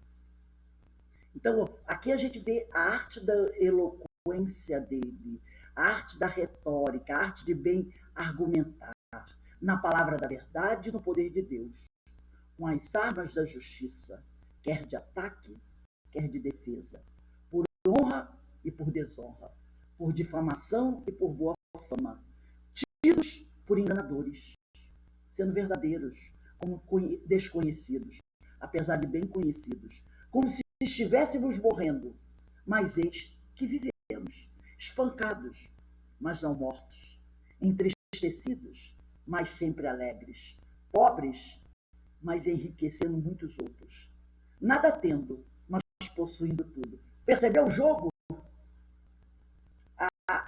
O negativo e o positivo. O negativo e o positivo. E quando, ao contrário, usa frases longas e carregadas, nas quais as proposições e sugestões se acumulam em vagas sucessivas. Então, aqui ele vai usar frases longas. Ele diz, bendito seja o Deus e Pai de nosso Senhor Jesus Cristo, que nos abençoou com todas as bênçãos espirituais nas regiões celestiais em Cristo. Aqui outra frase. Porque Deus nos escolheu nele, antes da criação do mundo, para sermos santos e irrepreensíveis em sua presença. Em amor, nos predestinou para sermos adotados como filhos por meio de Jesus Cristo, conforme o bom propósito da sua vontade, para o louvor da sua gloriosa graça, a qual nos deu gratuitamente no amado. Olha o tamanho dessa frase. Olha o tamanho. Começou lá, porque Deus nos escolheu. E ela terminou aqui, gratuitamente no amado. Frases longas. Outra vez ele diz, nele temos a redenção por meio de seu sangue, o perdão dos pecados, de acordo com as riquezas da graça de Deus, a qual ele derramou sobre nós com toda a sabedoria e entendimento, e nos revelou o mistério da sua vontade, de acordo com o seu bom propósito que ele estabeleceu em Cristo, isto é, de fazer convergir em Cristo todas as coisas celestiais ou terrenas na dispensação da plenitude dos tempos. Nele fomos também escolhidos, tendo sido predestinados conforme o plano daquele que faz todas as coisas, segundo o propósito da sua vontade, a fim de que nós, os que primeiro esperamos em Cristo, sejamos para o louvor da sua glória. Quando vocês ouviram e creram na palavra da verdade, o evangelho que os salvou, vocês foram selados em Cristo com o Espírito Santo da promessa, que é a garantia da nossa herança até a redenção daqueles que pertencem a Deus para o louvor da sua glória. Então, esses textos, essas frases longas, tinham um objetivo. Pode ainda encontrar seus modelos na literatura religiosa helenística. Fala corretamente o grego com poucos semitismos. E o grego de seu tempo, naturalmente, o da koiné, distinta, vocabulário de uso popular nas ruas gregas, ele sabia usar isso. E ele diz, mas sem pretensões aticistas, elegância e sobriedade de linguagem, finura de estilo, pois despreza os artifícios da eloquência humana e não quer fazer depender sua força de persuasão, senão do poder da palavra da fé, confirmada pelos sinais do Espírito. Então ele não quer depender sua força de persuasão pela frase bonita, e sim pelo poder da fé. E ele diz, porque o nosso evangelho não chegou a vocês somente em palavra, mas também em poder, no Espírito Santo e em plena convicção. Vocês sabem como procedemos entre vocês em seu favor. Há casos até que, em sua expressão, é incorreta e inacabada. Mas eu não tenho usado de nenhum desses direitos, e ele não diz quais são os direitos. Não estou escrevendo na esperança de que vocês façam isso por mim. Fazer o quê? Prefiro morrer a permitir que alguém me prive deste meu orgulho. Que tipo de orgulho? De tão incapaz que é o molde da linguagem para conter o impulso de um pensamento por demais rico ou de emoções demasiado vivas. Então, às vezes, ele mesmo corta o pensamento dele. Com raras exceções, dita. Repare, com raras exceções, ele dita. Muitas vezes, a maioria das vezes, ele escreve, mas algumas vezes ele dita. E no final, no texto, você percebe que não foi ele que escreveu, porque a pessoa que escreveu diz assim, eu, Tércio, que redigi esta carta, saúdo-vos no Senhor, Gaio, cuja hospitalidade eu e toda a igreja desfrutamos, envia-lhe saudações. Erasto, administrador da cidade, e nosso irmão Quarto envia saudações. Então, muitas vezes, ele dita, e a prova de que ele está ditando é essa. Como costumavam fazer os antigos, muitas vezes contentando-se com escrever a saudação final. Então, o outro escreve, mas o pensamento é dele, e ele só coloca a saudação final. Eu, Paulo, escrevo esta saudação de próprio punho. Lembrem-se das minhas algemas. A graça seja com vocês. E se mais de um trecho parece fruto de redação longamente meditada, muitos outros dão a impressão de primeiro impulso espontâneo, sem retoques. Apesar destas falhas, ou talvez por causa delas, este estilo fogoso é de densidade extraordinária. Pensamento tão elevado, expresso de maneira tão ardorosa, prepara o leitor mais de uma dificuldade. Ele escreve da mesma forma em todas as suas cartas, falando nelas destes assuntos. Suas cartas contêm algumas coisas difíceis de entender, as quais os ignorantes estáveis torcem, como também o fazem com as demais escrituras, para a própria destruição deles. Mas oferece-lhe, ao mesmo tempo, textos cujo vigor religioso e mesmo literário permanecem talvez sem rival na história das cartas humanas. Então, ele escreve de uma maneira totalmente diferente das outras pessoas. Ele usa toda a retórica dele, toda a eloquência dele, todo o conhecimento dele, fazendo inúmeras articulações. Por isso, muitos vão ter dificuldade de entender o texto dele. E por terem dificuldade de entender, vão tentar ignorar. Um dos escritores mais estudados até hoje é Paulo de Tarso. São as cartas de Paulo. Porque até hoje, muitos reconhecem que são grandes documentos de literatura. E são cartas que vão ficar aí por muito tempo, oferecendo um manancial de conhecimento, mas também sendo vítima de adulteração por muitos. E para a gente encerrar esse texto, eu vou avançar um pouquinho, só para a gente fechar esse texto, porque ficou um pedaço final. Diz assim: as epístolas que Paulo nos deixou são escritos ocasionais, jamais devemos esquecê-lo. Não são tratados de teologia, mas respostas a situações concretas, verdadeiras cartas que se inspiram no formulário então em uso. Paulo, servo de Cristo, Jesus, chamado para ser apóstolo, separado para o evangelho de Deus, o qual foi prometido por ele de antemão por meio dos seus profetas nas escrituras sagradas, acerca de seu filho, que como homem era descendente de Davi e que mediante o Espírito de Santidade foi declarado Filho de Deus, com poder pela sua ressurreição entre os mortos. Jesus Cristo, nosso Senhor. Não são nem cartas meramente particulares, nem epístolas puramente literárias, mas explanações que Paulo destina a leitores concretos e, para além deles, a todos os fiéis de Cristo. Não se deve, pois, buscar aí uma exposição sistemática e completa do pensamento do apóstolo. Sempre deve-se supor por detrás delas a palavra viva de que são comentário em pontos particulares. Com isso, não deixam de ser infinitamente preciosas, porquanto sua riqueza e variedade nos permitem encontrar, de fato, o essencial da mensagem paulina. Embora dirigidas em ocasiões e auditórios diferentes, descobre-se nelas uma mesma doutrina fundamental, centrada em torno de Cristo morto e ressuscitado, mas que se adapta, se desenvolve e se enriquece no decurso desta vida consagrada totalmente a todos. Porque, embora seja livre de todos, fiz-me escravo de todos, para ganhar o maior número possível de pessoas. Tornei-me judeu para os judeus, a fim de ganhar os judeus. Para os que estão debaixo da lei, tornei-me como se estivesse sujeito à lei, embora eu mesmo não esteja debaixo da lei, a fim de ganhar os que estão debaixo da lei. Para os que estão sem lei, tornei-me como um sem lei, embora não esteja livre da lei de Deus, e sim sobre a lei de Cristo, a fim de ganhar os que não têm a lei, né?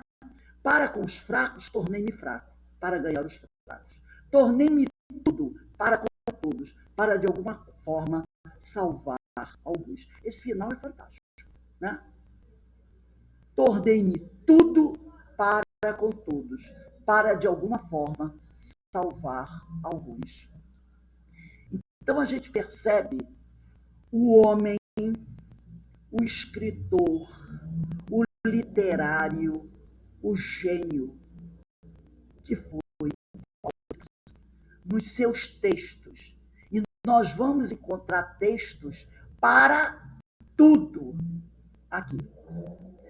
Então, quando nós começarmos a estudar, que vai ser na semana que vem, as epístolas de Paulo, nós vamos nos deparar com todos esses estilos de linguagem. Vamos encontrar perguntas e respostas rápidas, vamos encontrar textos longos, e tudo com uma intenção. Porque o texto dele visava isso, facilitar o entendimento do Evangelho. Então ele vai usar todos os recursos possíveis que ele conhecia na sua literatura, como escritor, para fazer com que a mensagem seja captada. Vocês conseguiram entender? O estilo dele. Por que eu trouxe esse texto para a gente? Para a gente conhecer o escritor, o homem, o estilo de linguagem.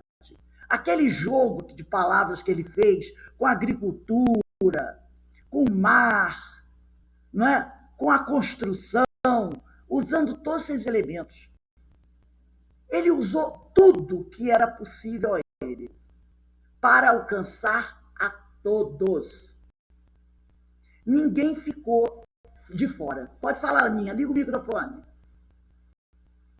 Aninha, a gente não está te ouvindo, não. Eu, pelo menos, não estou te ouvindo. Vocês estão ouvindo a Ana? Eu não estou conseguindo ouvir. Não. O microfone aí não tá funcionando bem. A Suzy também não está conseguindo. Né? Vê se você mexe aí, Aninha, para ver se você consegue seu microfone ligar. Então, ele vai usar todos os instrumentos que ele tiver ao alcance, que ele conhecer, para fazer a palavra do Senhor chegar. Desde aquele homem menos culto ao intelectual. Desde aquele estrangeiro ao judeu. Ele vai usar todos os argumentos. É igual aquele professor que vai dar aula e tem alunos de vários níveis. E o professor vai usar todos os recursos ao alcance dele para fazer com que o aluno compreenda o que ele está ensinando.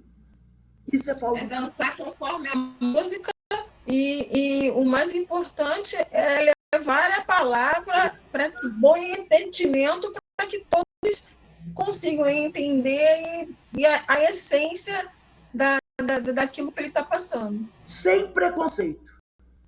Sem preconceito. Dançar conforme a música. Exatamente. E agora tem uma coisa, sem abrir mão da fé e da pureza do ensino de Jesus. Mas ele vai usar todos os argumentos possíveis para não deixar ninguém de fora. Para que todos possam ser alcançados. Essa é a grande. Porque outros diziam, não, eu não vou aí não. Ali é muito complicado. Ele não tinha. Se ele percebesse que aquele grupo estava de coração aberto, querendo conhecer, ele dizia, deixa comigo. Por isso que ele até preferia ir a algum lugar onde ninguém tinha estado antes. Entendeu? Onde ninguém tinha estado antes. Porque deixa comigo. É o famoso tira leite de pedra. Ele tinha essa capacidade. E ele amava fazer isso.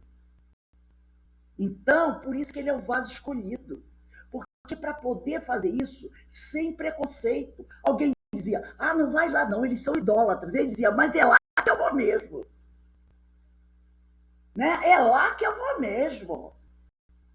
Então, ele observava a plateia e já mentalizava o que eu preciso dizer e como eu vou dizer. E aí ele falava, não é? Então, ele tinha um discurso adequado à plateia para alcançar a todos. E ele vai usar vários, como nós vimos, vários recursos. Textos longos, frases curtas, pergunta e resposta. Ele perguntava e respondia, ele perguntava e respondia.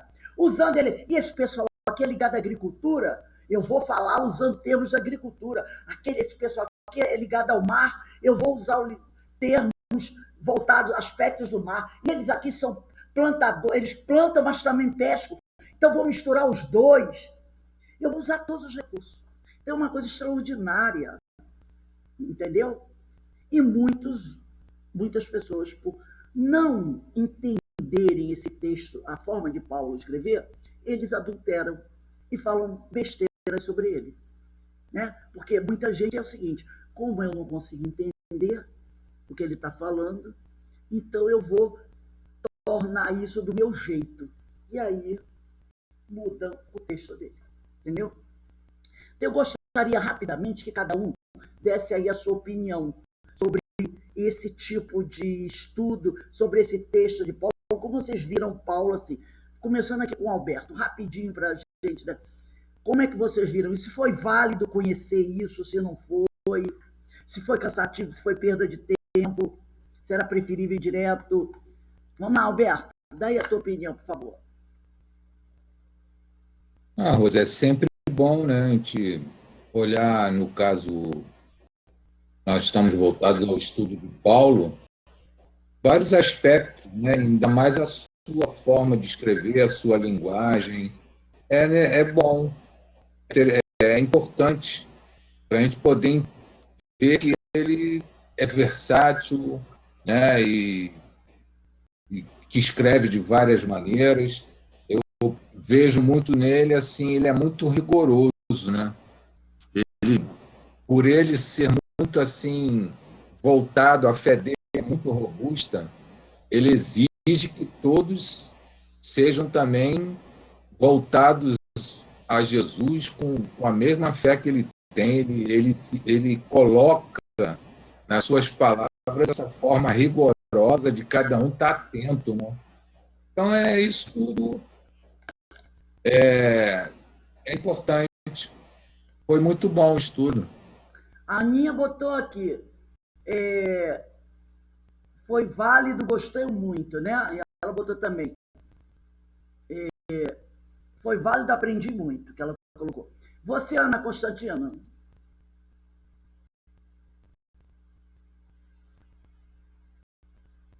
Liga o microfone.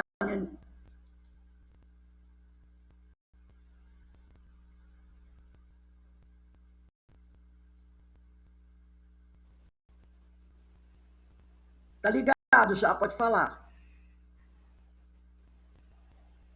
É uma lição, né, para a gente que está iniciando, né, a gente que está agora que está começando conhecer mais o Evangelho, né? Então, eu não tem nem palavra para falar do Paulo, né? Porque ele é assim, para a gente é uma luz, né? É um ensinamento, é assim, um esforço, ele mostra para a gente que a gente tem muito que se esforçar para poder pôr em prática os ensinamentos de Jesus e o desafio, né, dele, sem temer nas suas atitudes diante das pessoas diante dele, né, porque não é fácil, né, foi assim uma mudança radical, né, assim, a coisa assim, muito rápido, e assim, emocionante. E o estudo é assim de uma riqueza muito grande, sabe? E eu fico até meio emocionada de falar de Paulo. A Ana disse que está apaixonada por Paulo. Eloá, e você? Falar. Eloá. É comigo? Isso, pode falar, Eloá. Ai, não fala não. Eu estou apaixonada por esse homem, porque esse profeta, esse vaso, é o maior presente, um dos maiores presentes que nós tivemos para alavancar, né? E agora, conhecendo, para mim, era Paulo, mais um profeta de Cristo, aquela coisa, né? Você vai levando a vida. Tipo, quase 30 anos pensando. E, de repente, vem esse gabedal todo, com essa retórica toda, com esse abrangido tão real para o nosso século, né? Porque tudo que ele fez, tudo que entra assim de uma maneira que parece que é de agora, né? Mudando os homens, E outra a personalidade que hoje também, né? Então é uma coisa a gente assim, pensa assim, muito importante para nós.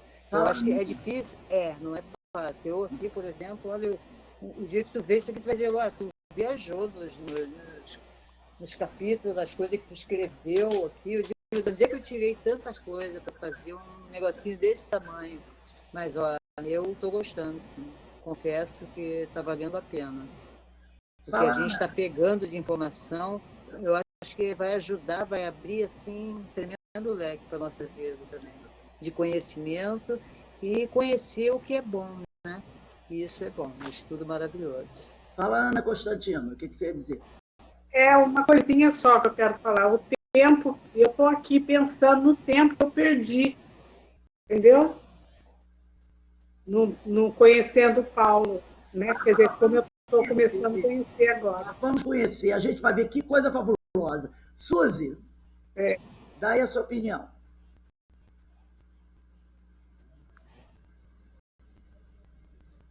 Eu achei interessante interessante você entrar com essa introdução, até mesmo para a gente entender o livro que a gente vai estudar, a forma que ele se colocava, como, para a gente ter o mesmo equívoco das outras pessoas que não souberam interpretar. Por que que ele se direcionava de formas diferentes, com vocabulário diferente? Então, isso foi bom para que a gente pegar o livro, saber toda essa introdução. Por que que ele fala dessas ferramentas da agricultura? Se a gente não tivesse essa introdução, a gente não talvez ficasse meio assim, não, peraí, ele fazia assim de forma significativa para cada grupo e interpretar essas palavras desse grupo voltada para o Evangelho. Talvez, então, assim, eu acho hoje, interessante. se ele estivesse encarnado hoje, ele faria um texto falando sobre internet, tecnologia. Ele usasse esses argumentos. Então, a gente tem... redes sociais. Então, eu achei... Então, eu achei a introdução interessante para a gente entrar no livro. E gozado, eu sempre fui apaixonada por Paulo, né? Porque eu acho ele avançado. E colocando a consciência, deixando que a gente resolvesse, entendeu? Tudo é lícito, mas nem tudo te convém. Exatamente, tudo me é lícito, mas nem tudo me convém. Então, eu tenho que saber o que me convém. Exatamente. Então, assim, eu sempre gostei dele porque ele voltava para que a gente pensasse. Você tem isso aqui, isso aqui, isso aqui. O caminho é esse. Então, escolha o melhor caminho. Eu sempre gostei de Paulo por isso. Então, essa máxima de Paulo é o meu jargão. Então, é isso. Ele hoje usaria, como a Aninha falou, usaria argumentos sobre a pandemia, sobre as redes sociais, sobre a internet, tudo que facilitasse para o nosso entendimento. O importante para ele era passar a mensagem. E o principal. A mensagem verdadeira. Sempre passar a mensagem para a gente se autoavaliar e buscar o caminho da mudança. Então, hoje ele iria nas comunidades carentes pregar, ele iria no Palácio, ele iria em Brasília, ele iria em todos os locais. Muito corajoso. Iria em todos os locais, sem preocupação. Com certeza. Porque o importante para ele é a mensagem do Cristo. Um dos mais corajosos. A mensagem do Cristo. E ele era daquele, vem comigo, não quer? Eu vou sozinho. Assim, porque vai ter um mesmo que vai ver isso. E ele mesmo muita personalidade. Ele não. Eu vou. Não quer ir comigo? Eu vou sozinho. E ele ia. Porque ele não pedia permissão a ninguém. Ele não tinha medo. Destemido, né? Determinado. Por isso o vaso escolhido. Jesus precisava desse paladino, desse cavaleiro, para fazer o trabalho. E ele foi, nesse ponto, podemos dizer que ele foi único. Foi único. Com certeza. Eu nunca imaginei assim. Então, aqui essa leitura. Semana que vem, então, nós começamos com o livro, tá? Vamos começar usando o livro. Eu botei o livro lá no grupo, então nós vamos começar com o livro, tá? Então, nós vamos encerrar agora, eu avancei um pouquinho hoje, para a gente encerrar logo o texto, não levar o texto até a semana que vem, tá bom? Então, eu vou pedir para a Suzy fazer a nossa prece de encerramento.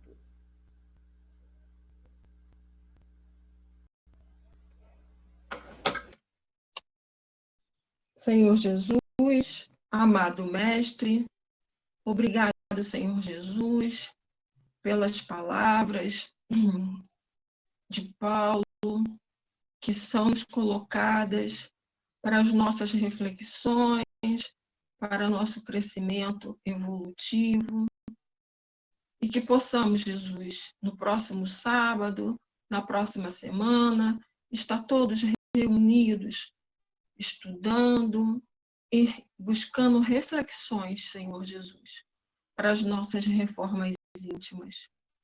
Peço, Senhor Jesus, a equipe de Dr. Bezerra de Menezes, de todos os enfermeiros, de todos os médicos, que eles possam, Senhor Jesus, ser atendidos por essas equipes espirituais para enfrentar, para ter equilíbrio emocional, para enfrentar essa pandemia, aonde tanto ranger de dentes, tanta angústia, tantos choros, Senhor, por tantas perdas. Sede conosco sempre, que assim seja. Irmãos, eu coloquei, vou publicar essa aula de hoje já lá no YouTube, na nossa página do YouTube. Coloquei o link da nossa página do YouTube no grupo Evangelho em Casa, acho que mandei para vocês também. Então, quem quiser ver alguma aula, vai lá no YouTube, assiste o vídeo e curte, gente. É preciso que vocês curtam e coloquem para seguir, porque aí tem uma maior divulgação. Então, foi lá, assistiu o vídeo, curte e põe para seguir, tá bom? Para que isso possa ser divulgado e outras pessoas tenham oportunidade de conhecer. E eu também queria desejar para todos vocês um feliz Dia das Mães. E amanhã, né? Você também. Dia das Mães para todos vocês. Igualmente, para todas. Que Deus Jesus abençoe a todas. Dê Para muita todas coragem a as vocês mulheres. prosseguirem. Quem não tem criança, filho, tem cachorro, tem gato, né? Estender para essas mulheres maravilhosas, né? Então, um feliz Dia das Parabéns, Mães para todas. parabéns.